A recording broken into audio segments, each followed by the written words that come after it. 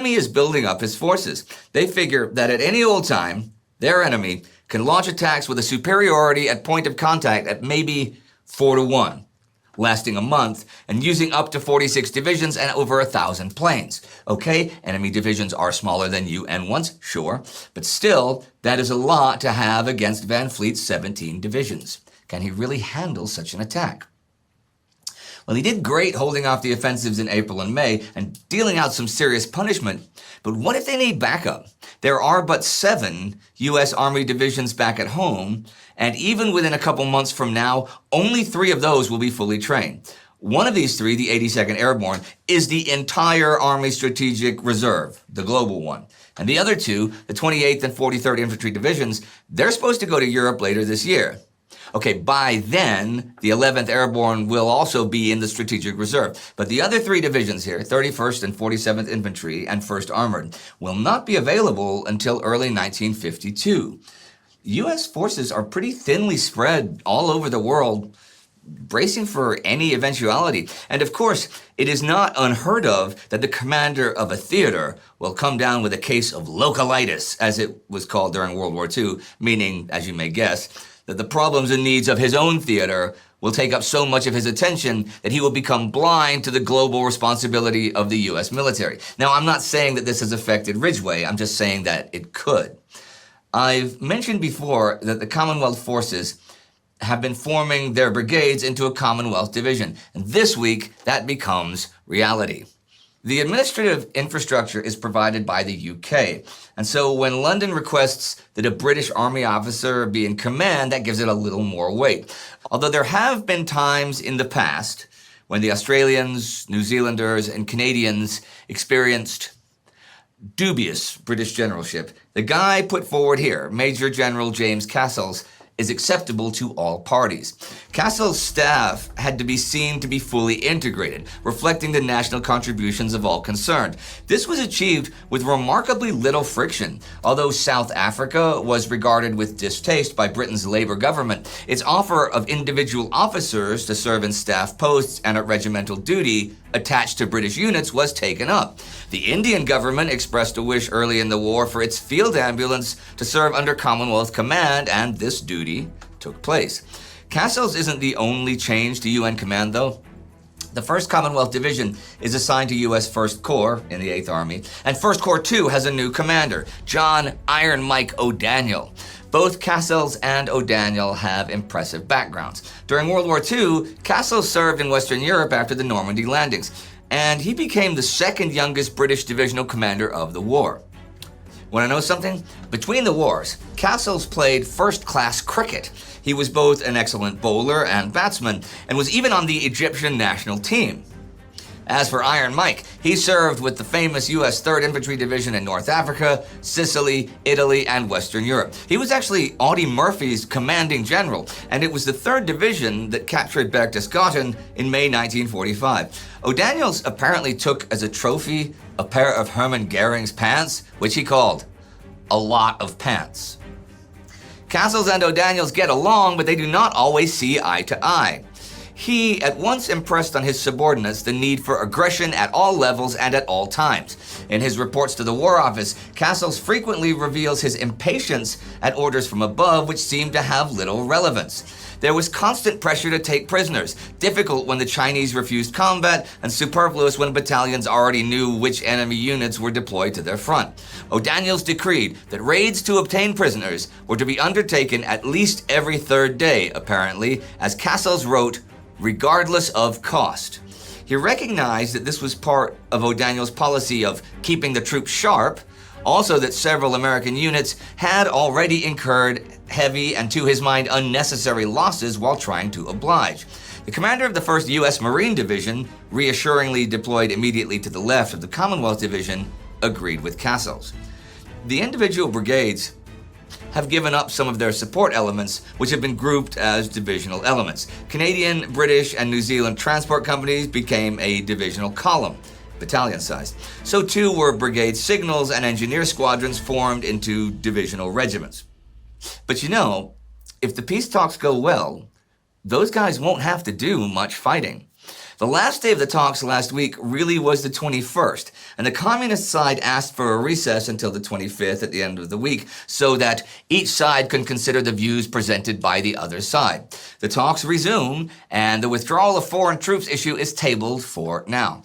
On the 26th, the revised agenda has a few main items: truce line, exchange of POWs, how to enforce the armistice, and I guess recommendations to governments. Washington is pretty happy with at least some progress being made, but someone is not. South Korean President Syngman Rhee. Rhee didn't think the talks were going to lead to any sort of agreement, and certainly not the adoption of the actual agenda. So when that happens, he tells his delegate, Paik Sun-yup, to boycott the talks. U.S. Ambassador John Muccio manages to talk Rhee round, and Paik will return to the talks for the time being at least, but Muccio tells American Secretary of State Dean Acheson this indicates Rhee might be intent on sabotaging the talks. But on the 27th, while Paik is still away, the others talk about the first thing on the agenda, a truce line.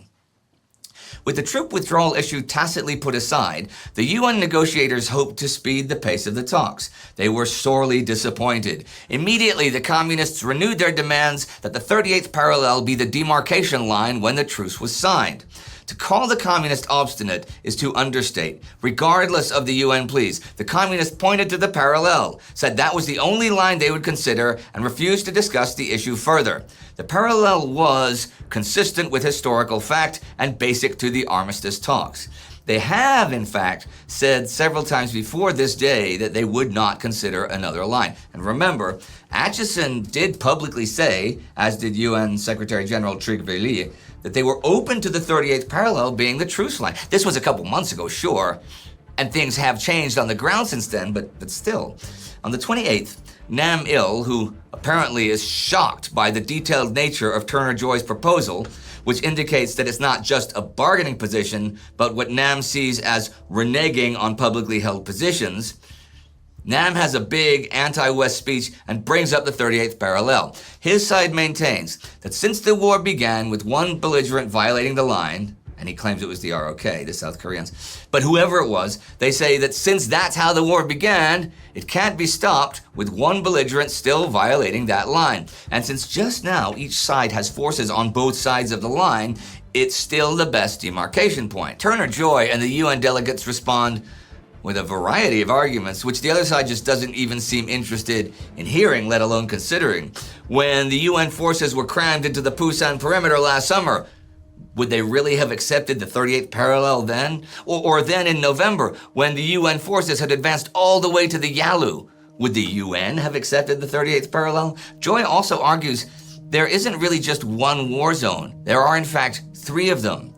There's an aerial zone, right? And the UN controls the skies all the way up to the Yalu River. And what about the naval zone? Yep, the UN controls the waters around the entire peninsula. So if they were to withdraw south in the air and naval zones, that would be the same as the Chinese and North Koreans withdrawing to the north in the ground zone. So Joy and company are still pushing for a 35-kilometer deep demilitarized zone whose southern edge follows the current battle lines. If the other side would pull back its ground forces to make that work, UN command would stop naval action along the coasts from the southern edge of the line up to the North Korean border, and stop aerial activity from the northern edge of the line to the border, which would be a pretty big deal. In fact, Dean Rusk, who we've seen works at the State Department with Far Eastern Affairs, tells Allied ambassadors that he intends to be quite firm on these terms. The ambassadors say, sure. The communist delegation does not. Nam Il is officially the head of their team, and he has this to say to Turner Joy. Seeing that you make such a completely absurd and arrogant statement, for what actually have you come here? Have you come to negotiate for peace, or just to look for an excuse for continuing the war? Joy points out that just the fact there is a UN delegation in Kaesong means they're trying to find an equitable way to peace. And P.S., if Nam Il continues to be so rude and discourteous, then the UN will conclude it is the communist side that is not negotiating in good faith. Nam Il then changes his tone, adopting a far more moderate attitude. although still not giving up his position. The suspicious Joy decided that Nam was either probing for a compromise offer by the UN or awaiting further instructions from Peking.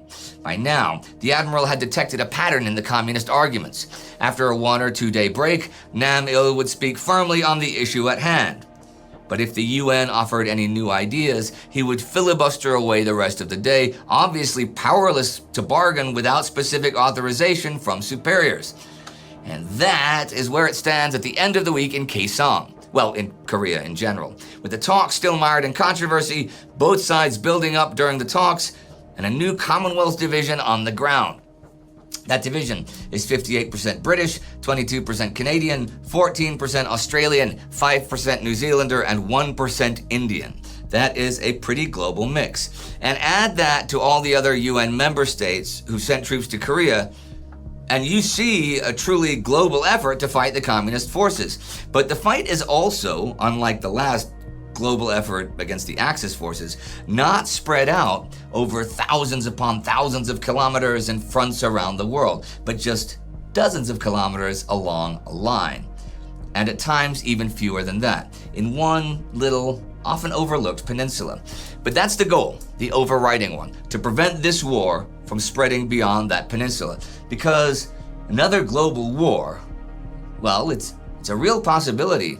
And that's why this war in Korea may to the world population at large be unpopular, overlooked, and even ignored. But it is also very, very important. A lot of what happens in the late 1940s and early 1950s is overlooked in 2025, but is still important to understand the world of today. To learn more about that time period, check out our War to War series on the Time Ghost History channel and be very impressed. That and this, all of our content, is produced thanks to the sterling efforts of the Time Ghost Army. This channel's Time Ghost Army member of the week is Robert Block. Do not forget to subscribe. See you next time.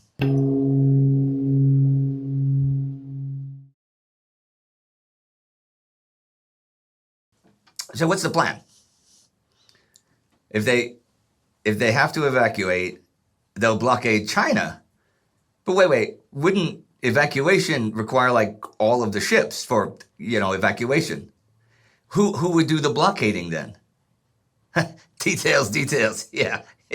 Okay. Yeah. I'll talk to you later. August 5th, 1951. It seems a contradiction in terms, war without victory. But at just this moment, that is specifically what the UN forces are fighting for. But what does it involve? And how do you achieve it? It's on everyone's lips just now. War without victory.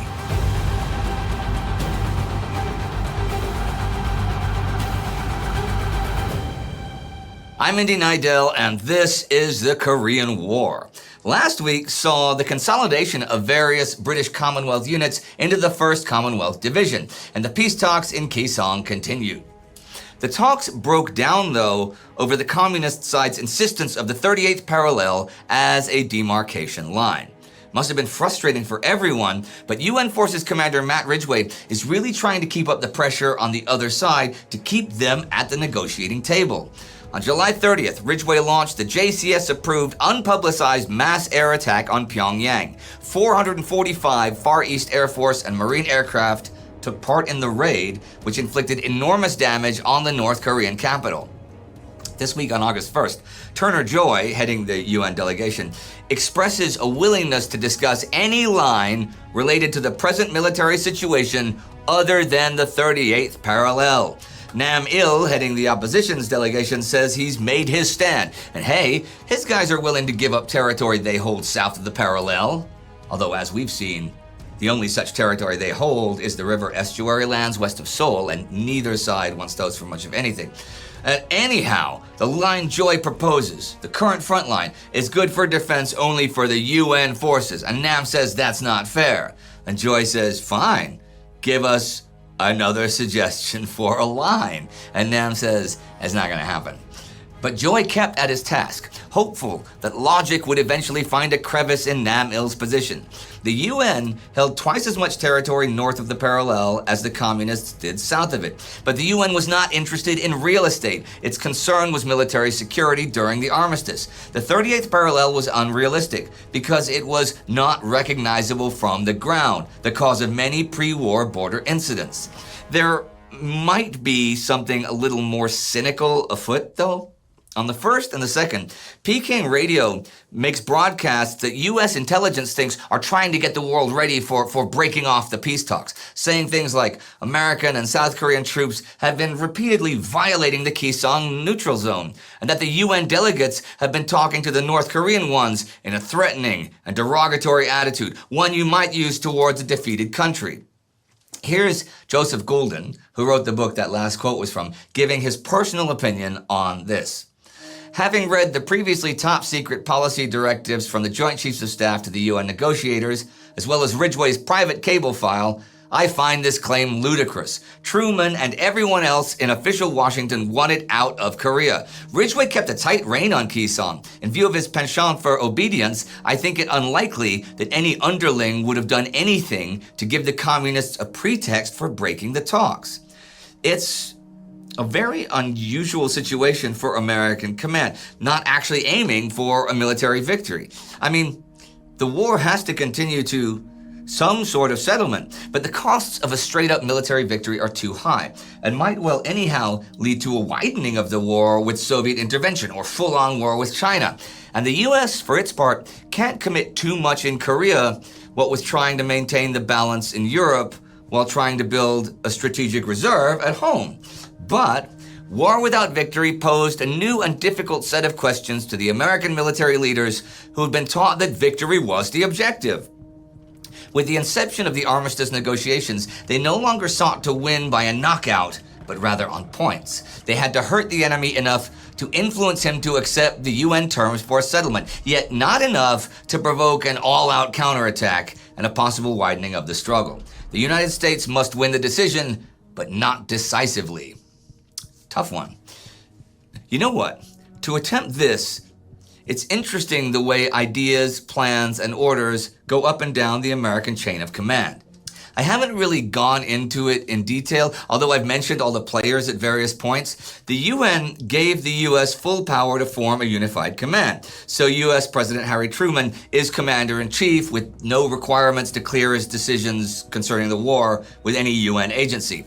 All directives, save the most mundane and routine, that concern the Korean War pass through his office. And while a lot of what he does is say yes or no to things, his is the final approval.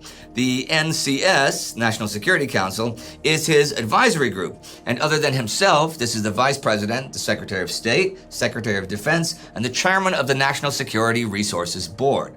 The Secretaries of the Army, Navy, and Air Force can be asked to serve on the council, but Truman has not asked them. Those three service secretaries do serve, though, under Secretary of Defense George Marshall, Frank Pace, Army, Thomas Finletter, Air Force, and Dan Kimball, Secretary of the Navy. Kimball actually gets his post this week, on July 31st. There are the Joint Chiefs of Staff, with General of the Army Omar Bradley as chairman. The other chiefs are Army Chief of Staff Lightning Joe Collins, Air Force Chief of Staff Hoyt Vandenberg, and until July 21st, Naval Operations Chief Forrest Sherman. He died of a series of heart attacks in Italy, though, and the acting naval chief has been Lynn McCormick. He would rather have a fleet command than the permanent post, though, and on August 1st, it's announced that William Fechtaler will be the new chief, and McCormick will take Fechtaler's post as Commander-in-Chief of the Atlantic Fleet. Right. To ensure close coordination between the military and political officials who were responsible for preparing plans and positions of policy relating to the Korean War, Secretary Marshall had ordered the resumption of informal consultations between State Department and defense officials and instituted weekly meetings between representatives of the State Department and the JCS. So any military stuff that they propose that might have political implications is gone over by state and cleared by Secretary Acheson before it goes to the president. Below all of this are the unified commands. Post-World War II, the Joint Chiefs of Staff created the unified commands based on geography. So they're under the Joint Chiefs Strategic Command, but each one's executive responsibility lies with that service the chiefs think has the most interest in the region, which in the Far East Command is the Army.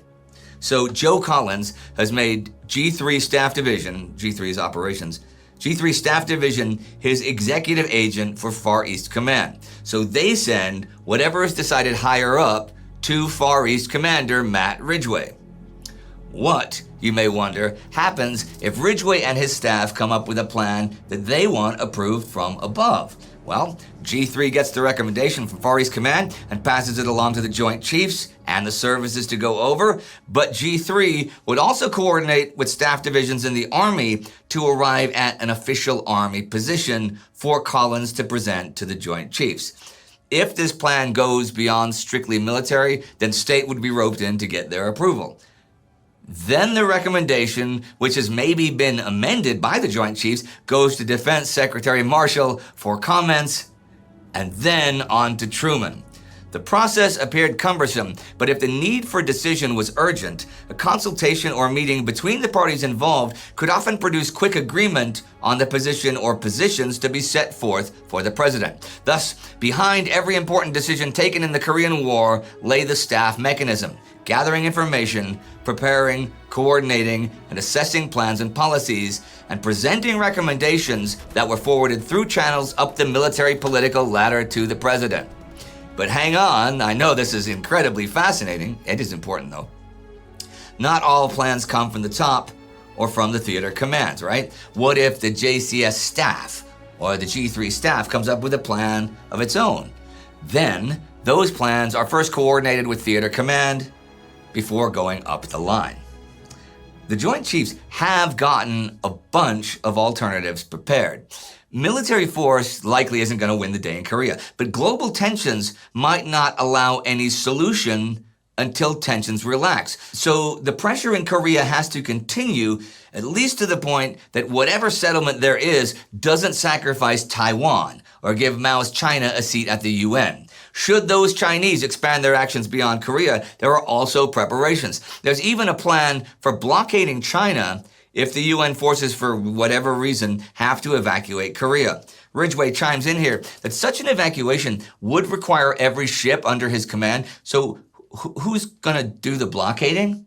They say they'll settle command issues based on actual conditions should this ever come to happen, so don't worry about it. The naval blockade might also be a weapon if the truce negotiations broke down.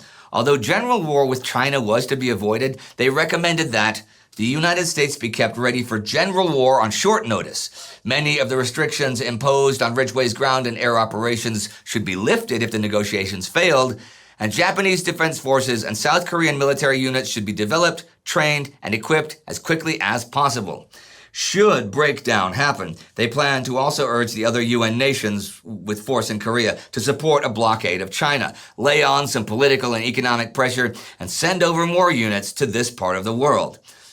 Speaking of other nations with force in Korea, I talked last week about the formation of the Commonwealth Division and about the size and the needs of the UN forces. But there's more to cover there. Ridgway, in addition to artillery he wants that I also covered last week, wants more aerial and naval forces. This because he is particularly worried about the possible Soviet threat to Japan. And should the war expand, he'll need that to counter any real Soviet threat. But you know, as long as the international situation remains as it is, and the North Koreans and Chinese are not sending up a lot of air power, the Joint Chiefs kind of do have a point in thinking a major deployment shift is uncalled for. In case you are wondering what the UN has got in the skies, Otto Wayland, who commands the Far East Air Forces since George Stratemeyer died last month, has 99 B-29s of the Strategic Air Command on Okinawa and Japan proper for bomber support of Korean operations. If you wonder about tactical support, Frank Everest's 5th Air Force has at South Korean airfields 3 fighter bomber wings, a light bomber wing, and 2 fighter interceptor wings, and a fighter escort wing and a light bomber wing in Japan. 5th Air Force is also in operational control of the 1st Marine Air Wing. There's also squadrons of Australian and South African fighters. Make no mistake, the UN has aerial supremacy over Korea, and they're not even challenged all that often at this point, except up near the Yalu River. But that isn't even all of it. There's tactical air support from the Yellow Sea and the Sea of Japan from carrier-based naval air squadrons. In July, Task Force 77 is off the northeastern coast of Korea, and it has carriers Princeton, Bonhomme Richard, and Boxer, sending out planes for close support, recon, and sub-activity. TAPI 95 in the Yellow Sea and the southern and eastern coastal waters is the blockading and escort force. And it has 2 carriers among its 85 ships, and many of those ships are from other UN nations and South Korea.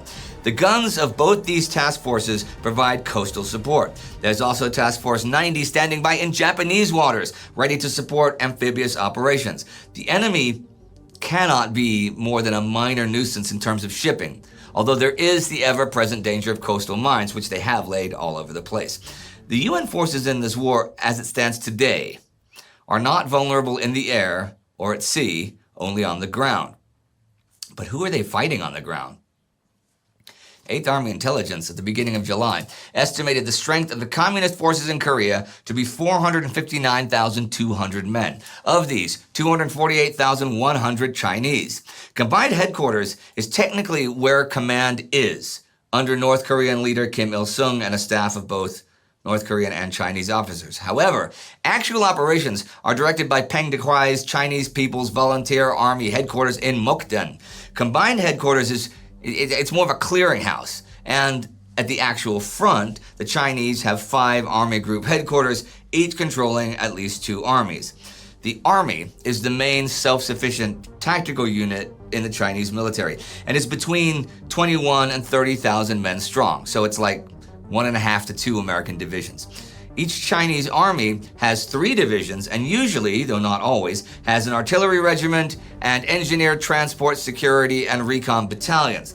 There's also a signals company and a hospital. Of course, this summer, those armies are a bit under strength from the losses they took in the spring offensive. Here's an interesting description. The Chinese Communist Infantry Division was triangular, 3 regiments, and an average regiment consisted of approximately 3,000 men. Armed with a miscellaneous collection of Russian, Japanese, American, and domestically manufactured copies of foreign weapons, the firepower of a typical regiment might be drawn from the following weapons: 180 pistols, 400 rifles and carbines, 217 submachine guns, 9 12.7mm anti-aircraft machine guns, 27 60mm mortars, 12 81 or 82mm mortars, 4 120mm mortars, 6 57mm recoilless rifles, 18 rocket launchers, and 4 70mm infantry howitzers. The artillery regiments were usually 3 battalions strong and had 36 pieces. These could be anything from 75mm cannons to 155mm howitzers, and could also be of Soviet, American, or Japanese manufacture. As for the North Koreans, Kim Il-sung is commander in name, but most direct strategic control is wielded by his deputy, Secretary of Defense Cho Yong-gun, or Chief of Staff Nam-il. On the tactical level, the highest command is front headquarters under Kim Il. Their army is set up differently from the Chinese though. The Corps is the main tactical unit and is roughly equal in size to 2 American divisions. Unlike the Chinese army, the divisions that make up a North Korean Corps vary from time to time. The KPA, that's the North Koreans, shift divisions from corps to corps as needed. There are 7 KPA Corps just now, and they are all in the line. 4 on the East Coast and the other 3 in the West. They are basically the anchors of the communist lines. They also fight differently from the Chinese. The Chinese have pretty fluid lines and want the UN forces to overextend themselves. So withdrawal, it's a big part of their tactics, since real estate doesn't really mean much to them in Korea. But the North Koreans are fighting for their own land, so they do not give up much ground voluntarily. The communist forces might match the US forces in manpower, but they are way deficient in artillery and armor. Based on shell reports and gun sightings, the UN forces estimated they have 350 or so total artillery pieces. That's it. Most of them 75 or 76mm. All of the Chinese armored divisions are still in China, and the KPA has but one north of Pyongyang on the west coast. There's also this possible foreboding. Despite the lack of armor and heavy artillery, there were indications that the communists might be preparing to challenge the almost complete domination of the air enjoyed by the Far East Air Forces. Intelligence estimates place total aircraft based in Manchuria and available to the enemy at 1,050, including 595 fighters, 175 ground aircraft, 100 transports, and 180 training and reconnaissance planes. Some 445 of the fighters were jet-propelled and included the fast MiG-15, which was in some respects superior to the best UNC fighters. Far East Air Forces estimated the Russians were furnishing the aircraft as quickly as the Chinese Communist Air Force trained pilots and maintenance personnel. There's even something else within all that, along with what I just said, that might compromise UN aerial superiority. There's a shortage of Sabre fighter jets. That's what you're going to need to counter MiG-15s. And the acute shortage of Sabre jets continued to impede operations and raise the danger level for those pilots in the theater. Far East Air Forces is in urgent need of about a 50% increase in Sabres, but the Air Force Chief of Staff, General Hoyt Vandenberg, will inform Far East Air Forces to expect no more than a 10% raise. 8th Army remains on high alert even though all is quiet in the field. And I remain on high alert for any and all events in this war to bring them to you week by week, and it is now the end of this week of the war, with the 38th parallel being the big sticky issue in negotiations, and the US and UN trying to figure out what exactly and how exactly war without victory, victory in the field, should be fought. War without victory. That terminology might not be correct for what they want. Would not an end to fighting, an end to young men dying by the thousands be a victory? Would not a lasting peace that contains the communist forces be a victory for the UN? Peace isn't victory, and even if we say military victory, must that involve conquest? Should a line be drawn that ends this war?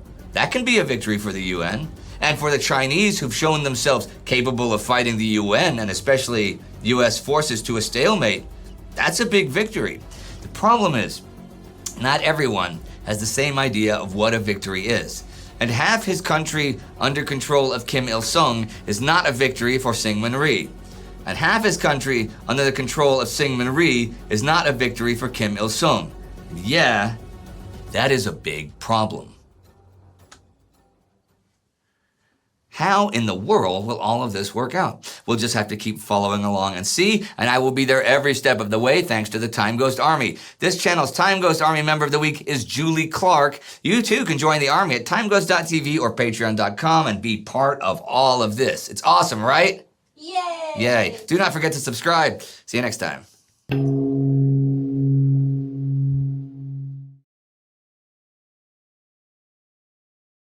2 hours and 11 minutes of silence. Yeah, it sounds like something by John Cage. Who? Man, you gotta get out more. You never heard sonatas and interludes? For prepared piano. Never mind. Just get out more, okay? Yeah. August 12th, 1951. UN Commander Matt Ridgway is pissed off. The ceasefire negotiations are going nowhere, and he says it's all because the communists don't want them to go anywhere. They're stalling. They're making ridiculous demands. They're breaking the rules they all agreed on. This has to stop. President Harry Truman tells Ridgway, don't blow the talks.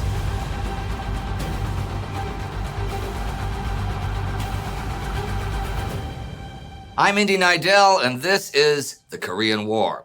Last week, the ceasefire talks in Kaesong hit a real road bump, the issue of whether or not to use the 38th parallel as the line of demarcation. The communists are for it, the UN against it. On the 11th, after yet another argument for the 38th parallel, North Korean Delegate Chief Nam Il concludes with, I have nothing more to say.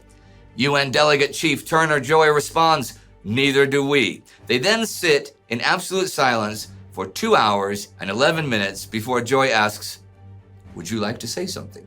To which Nam replies, at present, I have nothing to say. However, when the meeting breaks up, he says he intends to continue talking about the 38th parallel today. UN Forces Commander Matt Ridgway reports to Washington that he sees no evidence whatsoever that the enemy is likely to change his position.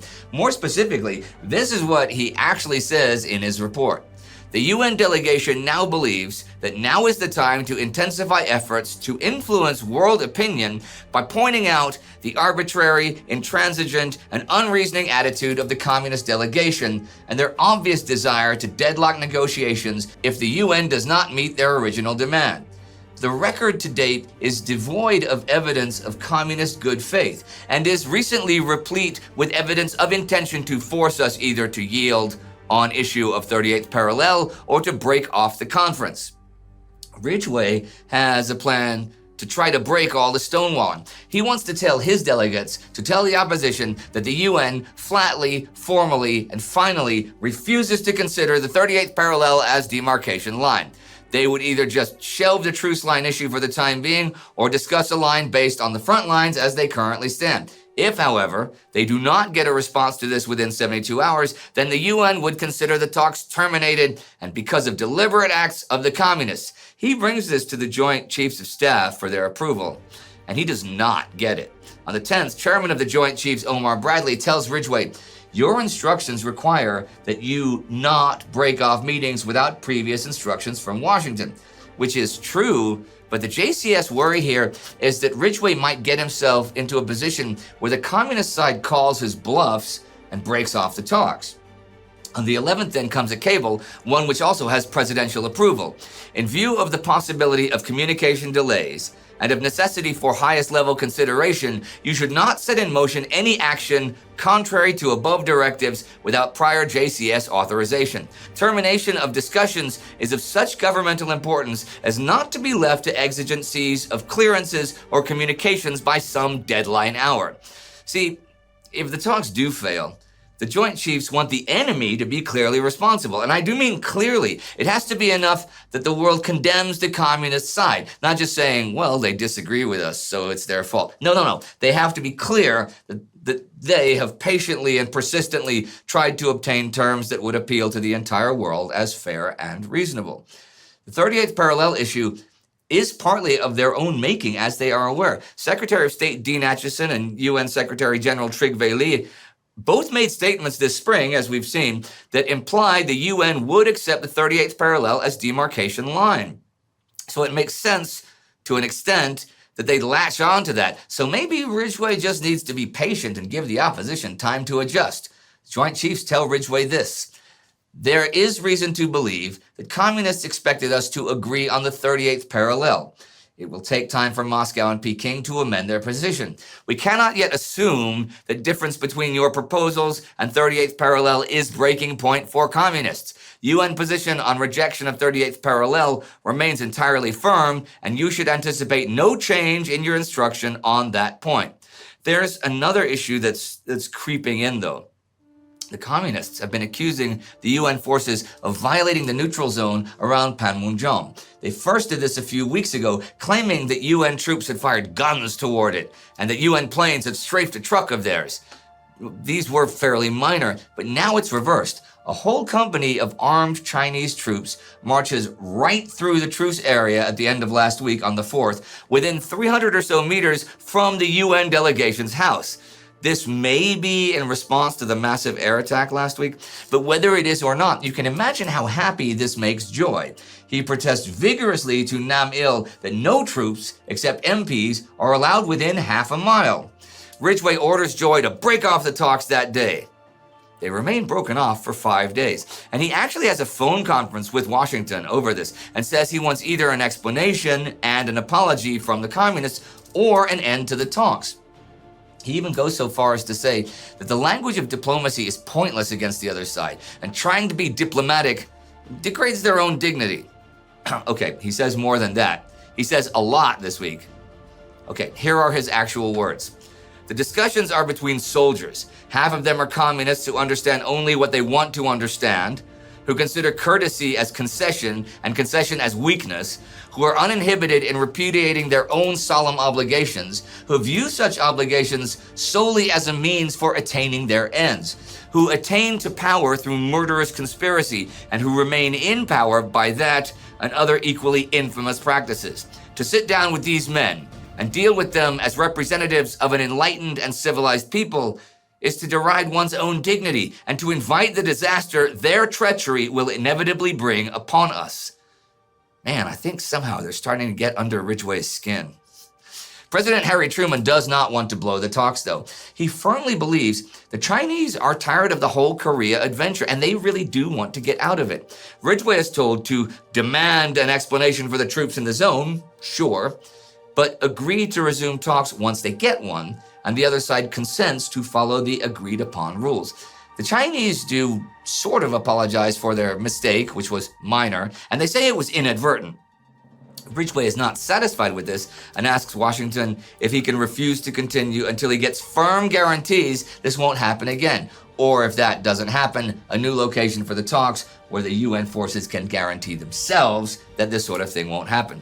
Washington does not bite. They say that demanding a bunch of new conditions now would be tough to justify to an awful lot of people. Ridgway should send his negotiators back to do their task, but warn against further violations. They do go back, but before that, there's another incident. On the 8th, the communists report the UN forces committed 2 violations the day before. UN planes assaulted a supply truck that flew a white flag, and also UN troops closed in on the bridge at Panmunjom, and some of them had fired at unarmed communist personnel. Again, but without much success, the UNC liaison officers patiently tried to convince their opposites that prior notification of convoy movements was the only guarantee of immunity. The communists insisted that the white markings were sufficient. Joy investigates this and finds that no UNC units had actually been in the Panmunjom area at the time this incident supposedly happened. There was also apparently a delay of 28 hours between the event and the claim being made. So Joy very much questions its validity.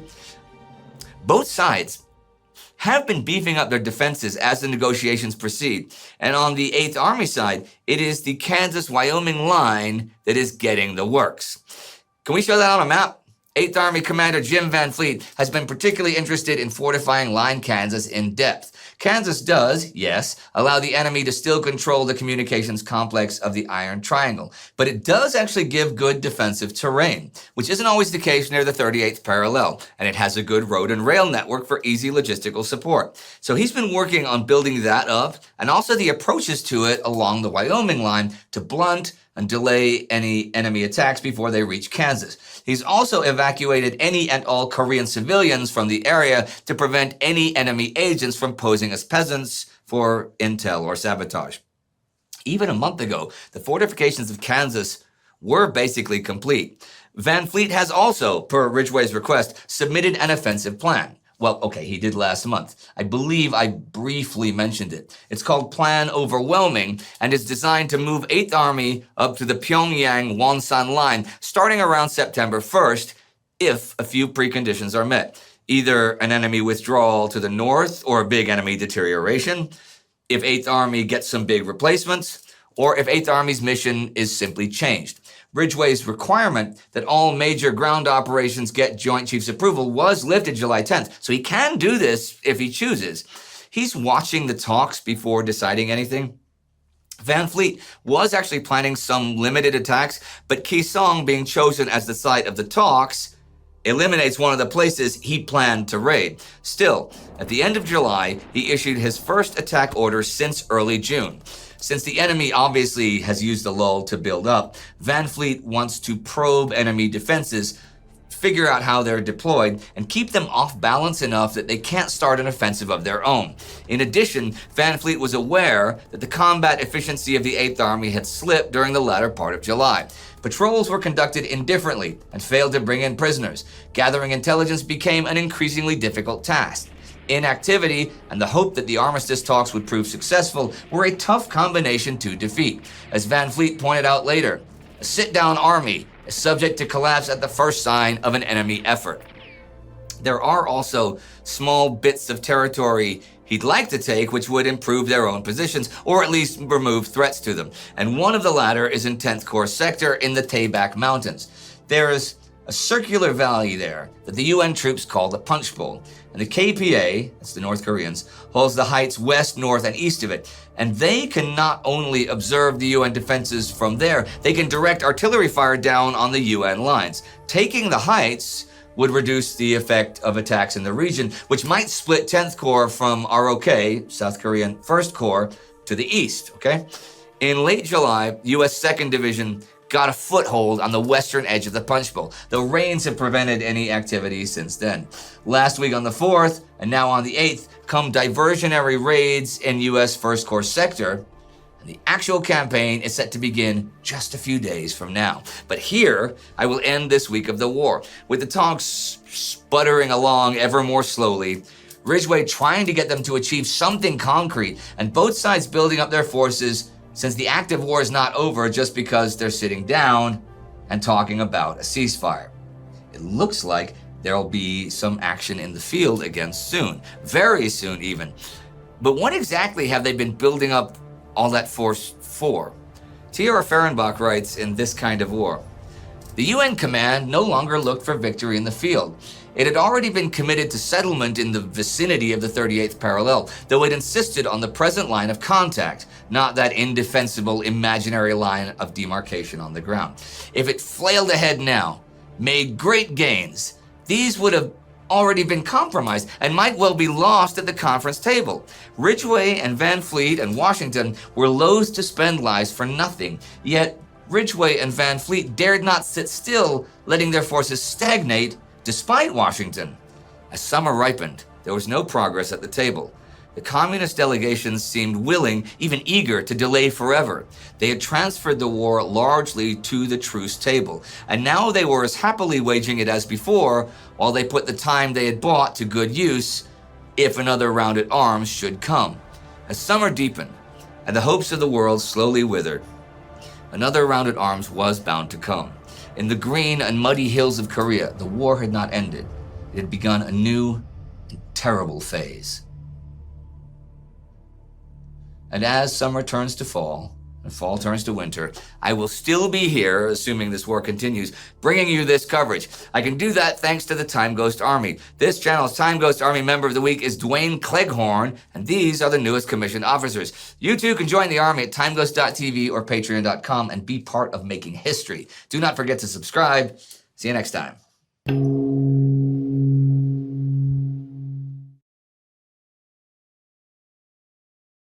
Living in a hoochie, huh? Yeah, it has a nice ring. Hoochies around the Punch Bowl. Hoochies around the Punch Bowl? Is that like a new drinking game? Huh? In the most real sense imaginable. Okay. Yeah. August 19th, 1951. It's been 2.5 months since there was any big action in the field, and then it was the UN forces advancing after defeating the Communist Spring Offensive. But that lull ends this week. For this week, the South Koreans attack.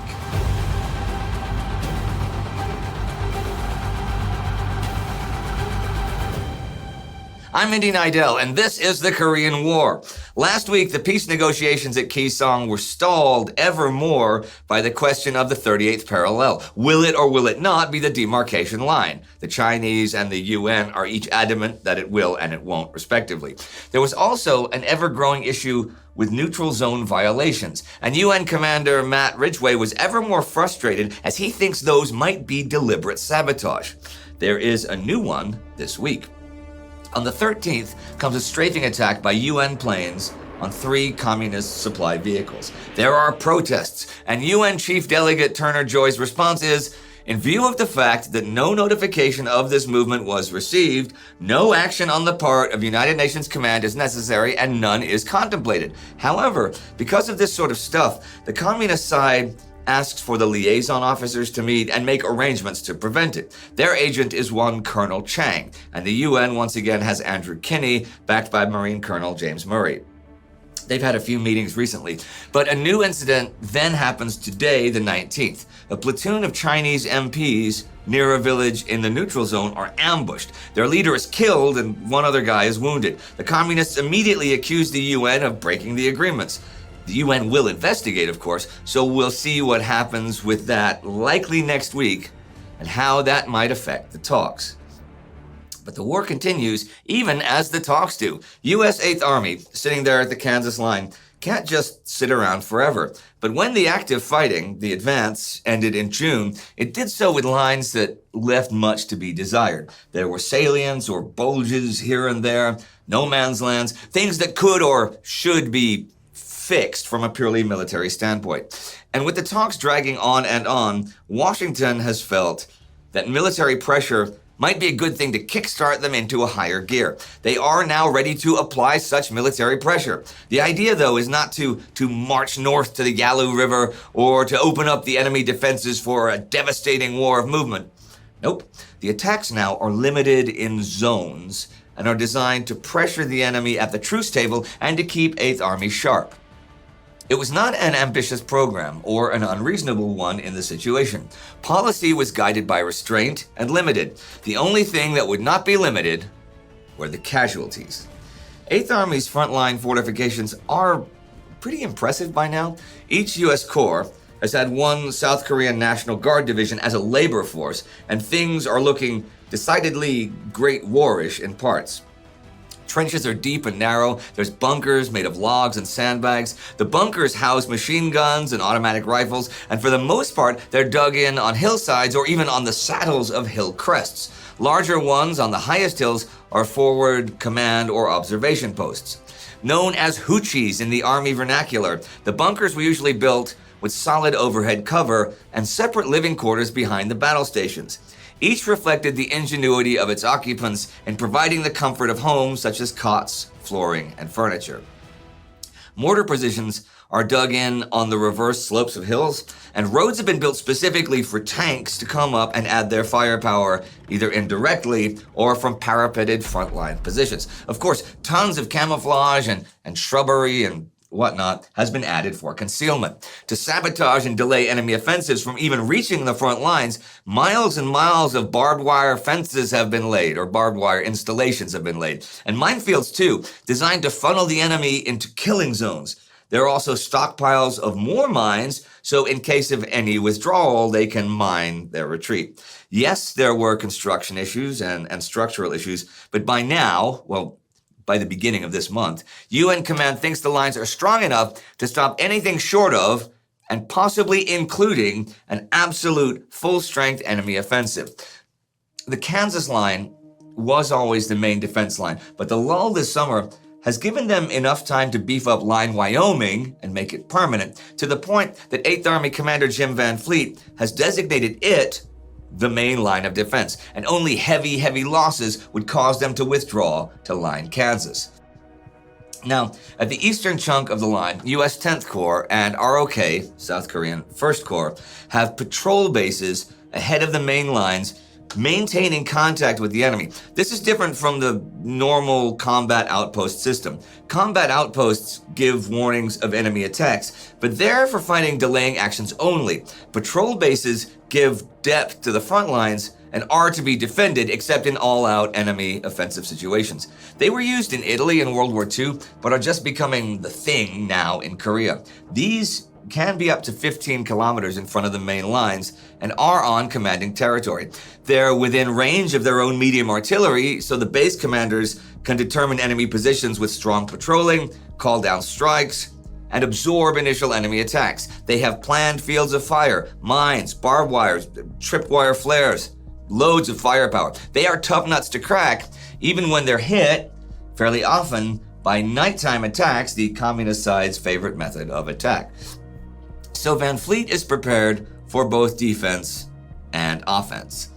The 8th Army shift from the passive defense was fostered by both external and internal developments. Since the enemy had used the respite on the battlefield to build up his stocks and to bring his combat units up to strength, Van Fleet wanted to probe the communist defenses, determine the disposition of the enemy troops, and prevent them from employing their mounting offensive capabilities by keeping them off balance. I said last week, 8th Army was soon to begin offensive operations in the Punch Bowl area within a few days, and this they do this week. Once again, the Punch Bowl is what the UN forces call the Circular Valley, some 30 kilometers northeast of Hwacheon Reservoir, which is ringed by hills. The KPA, North Koreans, have held the north, west, and east of the Punch Bowl, though in late July, U.S. 2nd Division got a foothold in the western hills and set up a patrol base there on Hill 1179. Bad weather has delayed any follow-up operations, but the skies have cleared, so it's on. The attackers this week are ROK units. The most important gain during the summer was a sharp increase in the effectiveness of the ROK army. UN artillery gradually built up to the point that Chinese mass assaults became mass suicides. They burrowed deeper into reinforced bunkers and called in hails of artillery shell. And as winter approached the bleak Asian countryside, improved logistical support meant that the UN command would be better outfitted to endure the cold. Well, that's pretty optimistic, but maybe it's fully accurate. I guess we'll have to see over the next few weeks, because yesterday the 18th, a couple of attacks began and the offensive got going. From Paeksun-yup's ROK, that's South Korean, 1st Corps, the 11th and Capital Divisions joined ROK 8th Division from US 10th Corps in attacking a J-shaped ridge northeast of the Punch Bowl. The highest peak there, Hill 1031, is about 8 kilometers from the Punch Bowl rim itself. The KPA 45th, 13th, and 2nd Divisions are well dug in on the ridge though, and resistance is stubborn from the get-go. So the week ends there with minimal progress. Also the 18th, the 36th Regiment from ROK 5th Division tries to take a ridge west of the Punch Bowl. Van Fleet had directed Major General Clovis Byers, the new commander of U.S. 10th Corps, to eliminate enemy observation posts that directed heavy and accurate artillery fire upon line Kansas positions from the ridge, some 2 miles west and slightly south of Hill 1179. Since Van Fleet believed that the South Korean troops lacked self-confidence and needed experience to develop faith in their own abilities, he instructed Byers to use ROK troops in the assault. Byers, in turn, attached the 36th Regiment to the U.S. 2nd Division. The ridge in question runs east-west and has 3 peaks, the highest of which is the western one. It's sort of like a crossbar to an H-shaped mass of hills, which overlooks 2nd Division's forward positions. Here again, the first 2 days of assaults meet stubborn resistance and fail to gain ground. This is the ridge beyond Hill 1179, actually, and Van Fleet really does want to show the world the new improved ROK. 36th ROK Regiment has the tanks of B Company's 72nd